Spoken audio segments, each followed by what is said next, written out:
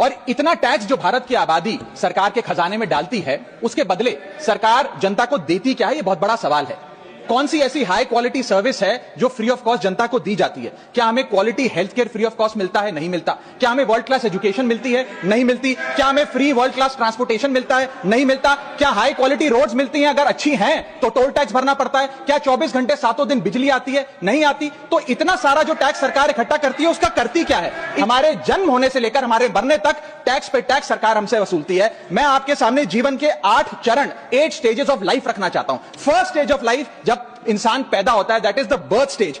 बच्चे के पैदा होने से पहले, उसकी आंखें खुलने से पहले जो उसको वैक्सीन लगती है, उस पर 5% जीएसटी लगता है। जिस अस्पताल में बच्चा पैदा होता है, उस हॉस्पिटल के कमरे के चार्जेस पर अगर 5,000 रुपए से ज्यादा का कमरा हो तो 5% जीएसटी लगता है। बेबी केयर के आइटम्स पे 5% जीएसटी लगता है। और अगर उसके माता पिता बच्चे के पैदा होने पर मिठाई बांटे तो मिठाई पर 5% और चॉकलेट पर 18%, 28% जीएसटी लगता है। दूसरा चरण जीवन का, इन्फेंसी और चाइल्डहुड, यानी कि बचपन में बेबी फूड जो खरीदा जाता है उस पर 12 से 18% जीएसटी, डाइपर जो खरीदा जाता है उस पर 12% जीएसटी, बेबी स्ट्रोलर पे 5 से 12% जीएसटी, और जो खिलौने बच्चे को दिए जाते हैं उन खिलौनों पर भी 12% जीएसटी लिया जाता है। जब मुंडन होता है बच्चे का, पहला हेयर कट जिसे कहते हैं, उस हेयर कट की सर्विसेज पर भी 18% जीएसटी, और पहली बर्थडे पार्टी पर जो फोटोग्राफी होती है, फोटो खिंचवाई जाती है, उस फोटोग्राफी सर्विसेज पर भी 18% जीएसटी। यहां तक कि नामकरण की बर्थडे पार्टी जो की जाती है उस पर भी केटरिंग सर्विसेज से लेकर खान पर 18% जीएसटी सरकार वसूलती है। अब बच्चा स्कूल जाना शुरू करता है तो स्कूल जाने पर यूनिफॉर्म से लेकर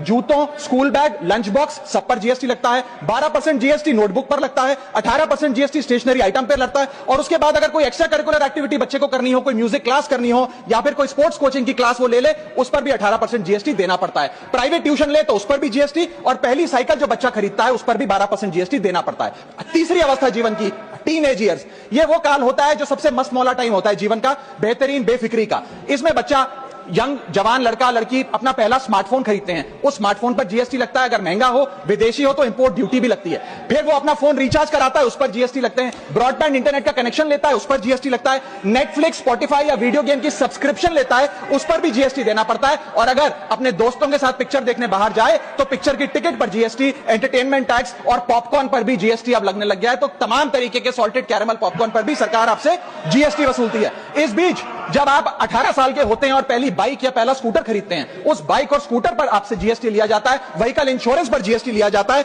और उसके बाद रजिस्ट्रेशन टैक्स और रोड टैक्स के नाम पर भी पैसा लिया जाता है। जीवन की चौथी अवस्था, fourth stage of life, higher education की। इस हायर एजुकेशन की अवस्था में आप यदि प्राइवेट कॉलेज में पढ़ रहे हैं तो प्राइवेट कॉलेज की ट्यूशन फी पर जीएसटी लगता है। हॉस्टल में रह रहे हैं या पीजी का रेंट भर रहे हैं तो उस पर जीएसटी लगता है। स्टूडेंट लोन की प्रोसेसिंग फी पर जीएसटी लगता है।